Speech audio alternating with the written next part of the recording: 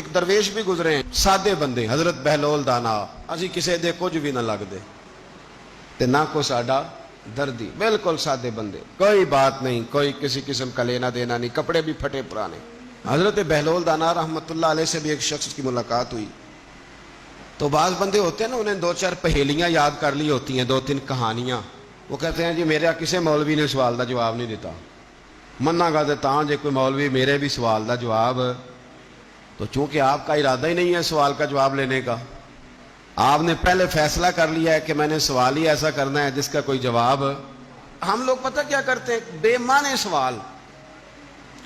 اس لیے نبی پاک صلی اللہ علیہ وسلم نے فرمایا ہے کہ جس نے دین کا علم اس لیے سیکھا کہ جاہلوں پہ رعب جمائے گا یا علماء سے بحث کرے گا, اللہ اسے جنت کی خوشبو بھی عطا نہیں کرے گا. بحث کرنے کے لیے علم نہ سیکھیں, عمل کرنے کے لیے علم سیکھیں, اور عمل کا رستہ اپنے لیے آسان کرنے کی کوشش کریں. عمل کا رستہ.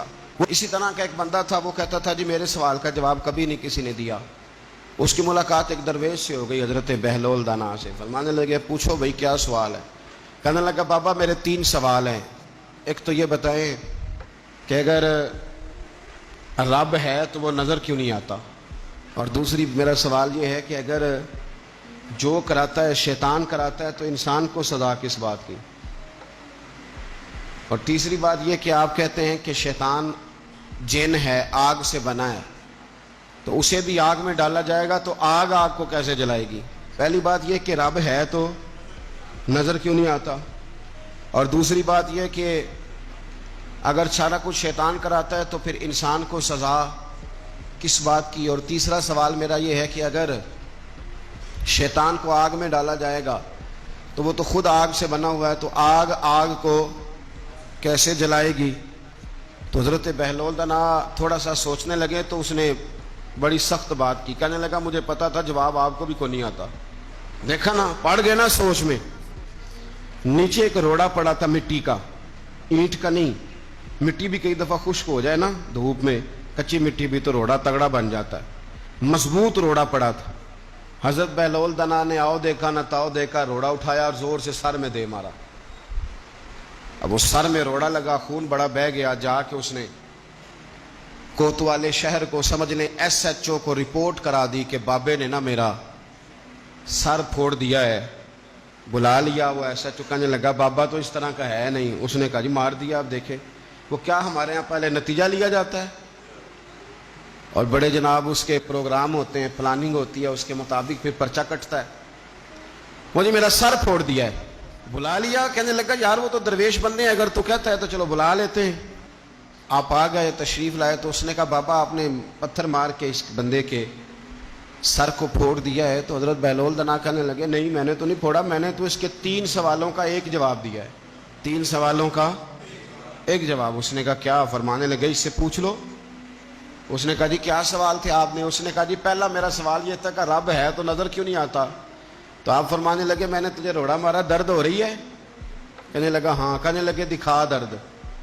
درد ہوندی ہے نا ویسے, میرے میدے میں درد ہے جی. کتنے ہے جی میدا؟ میدا نظر درد ہوتی ہے کہ نہیں؟